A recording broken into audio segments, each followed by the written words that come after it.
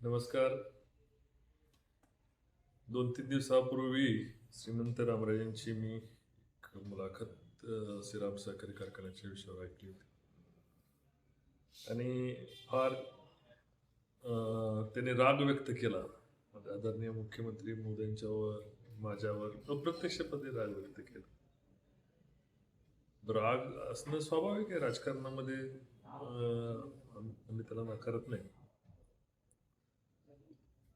त्यांनी त्यांच्या म्हणण्यात असं सांगितलं, तर मी खाजगीकरण करायला निघालो होतो, यांच्यामुळं खाजगीकरण झालं नाही. त्याच्या मुलाखतीत मी जरा नीट ऐकलं तर त्याच्यामध्ये त्यांचं म्हणत खाजगीकरण करून मला पार्टनरशिप करून मोकळं व्हायचं होतं. तर खाजगीकरण म्हणजे दारू आणि पार्टनरशिप म्हणजे दारूबरोबर, हेच आम्हाला नको होतं. पण आता जे काय श्रीमंत रामराजे हे म्हणाले याविषयी मला फारसं काही चर्चा करायची गरज नाही. आता त्यांच्या वयानुसार त्यांना चिडण्याचा, शिव्या देण्याचा सगळे अधिकार आहेत. आता त्याच्यावर फार काही चर्चा करण्यात काही अर्थ नाही. पण माझं असं म्हणणं आहे की त्यांनी जो प्रयत्न चालू केलेला आहे शेअर्स गोळा करायचा, आणि या विषयावर मात्र मी सकारात्मक आहे. माझंही म्हणणं आहे की रामराजे साहेब कधी नव्हे तर 15-20 वर्षामध्ये, 25 वर्षामध्ये साखर कारखाना चालवायचा प्रयत्न करत आहेत. आणि त्याच्यासाठी माझं रामराजे साहेबांचं मी प्रथम त्यांचं मी अभिनंदन करणार आहे. मनापासून मी त्यांचं कौतुक पण करतोय की त्यांनी हा धाडसी निर्णय घेतलाय आणि स्वतः मी त्यांच्या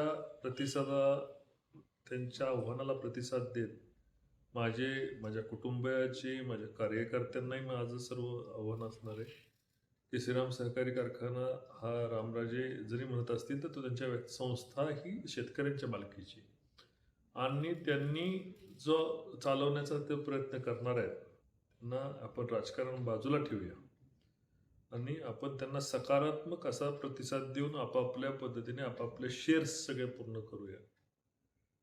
रामराजे साहेब, तुम्ही हाच प्रयत्न आधी करायला पाहिजे होता, ही आमची इच्छा होती की फलटणची असणारी ही इज्जत, कोणी इचलकरंजी असो किंवा अन्य धारो असो, कोणी असो, आपण फलटणकर सामर्थ्यवान आहोत आणि आपलं सामर्थ्य आपण ओळखलं, आपल्या लोकांच्यावर विश्वास ठेवला, आपल्या सहकार्यांवर, आपल्या कामगारांवर, आपल्या शेतकऱ्यांवर आपण विश्वास ठेवला तर श्रीराम नक्की नावारूपाला येईल. कुठलीही शंका बाळगायची गरज नाही. गेले 15-20 वर्ष प्रत्यक्ष श्रीराम कारखान्याला आम्ही सहकार्य करत आलेलो आहे.